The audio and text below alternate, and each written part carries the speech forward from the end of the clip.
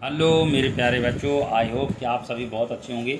आपकी स्टडी भी बहुत अच्छी चल रही होगी। मैं रामरूप सर सफलता कोचिंग क्लास बाहर से आपके लिए टेंथ साइंस का चैप्टर 9 प्रकाश के परावर्तन का लेक्चर 5 लेकर आया हूँ। लेक्चर 4 तक मैंने अपलोड क्वेश्चन क्रमांक 24 तक अपलोड कर दिए। क्वेश्चन क्रमांक 25 में उत्तल लेंस किसे कहते हैं। जिस लेंस में बाहर की ओर दो गोलीय पृष्ठ होते हैं उसे उत्तल लेंस या अभिसारी लेंस कहते हैं, और यह लेंस किनारों पर पतले तथा बीच में मोटे होते हैं। अवतल लेंस किसे कहते हैं। जिस लेंस के अंदर की ओर विकृति दो गोलीय पृष्ठ होते हैं उसे अवतल लेंस कहते हैं, और इस लेंस को अपसारी लेंस भी कहा जाता है। यह लेंस किनारों पर मोटे तथा बीच में पतले होते हैं। लेंस के वक्रता केंद्र किसे कहते हैं। किसी लेंस में चाहे वह उत्तल हो या अवतल हो, गोलीय पृष्ठ हो, उनमें प्रत्येक पृष्ठ एक गोले का भाग होता है। इन गोलों के केंद्र लेंस के वक्रता केंद्र कहलाते हैं। इन्हें C1 और C2 द्वारा निरूपित किया जाता है।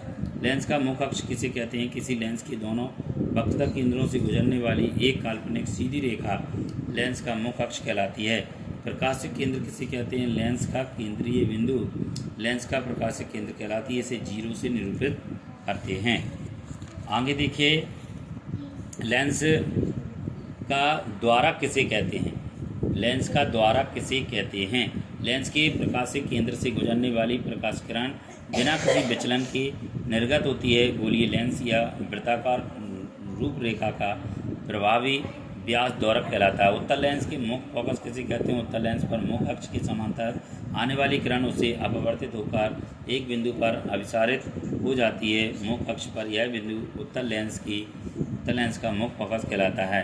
अवतल लेंस का मुख्य फोकस किसे कहते हैं। अवतल लेंस का पर मुख्य अक्ष के समांतर आपतित होने वाली किरणें अपवर्तन के पश्चात एक बिंदु से अपसरित होती प्रतीत होती हैं। मुख्य अक्ष पर स्थित यह बिंदु अवतल लेंस का मुख्य फोकस कहलाता है।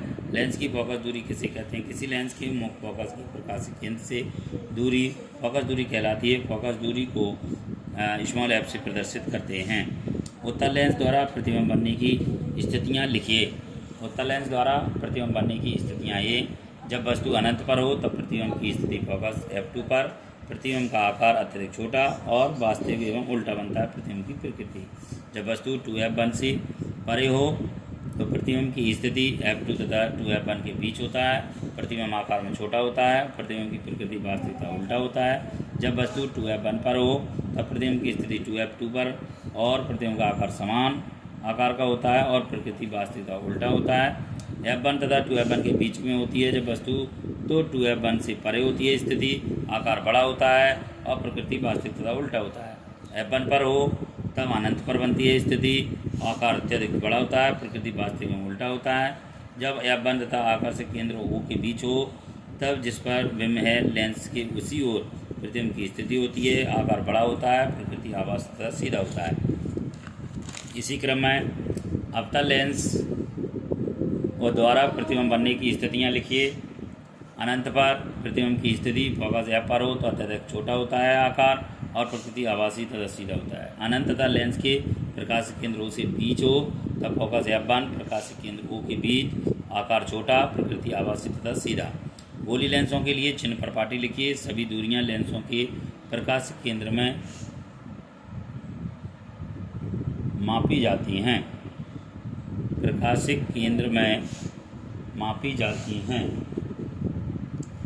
और दूसरा देखिए, उत्तल लेंस की फोकस दूरी धनात्मक तथा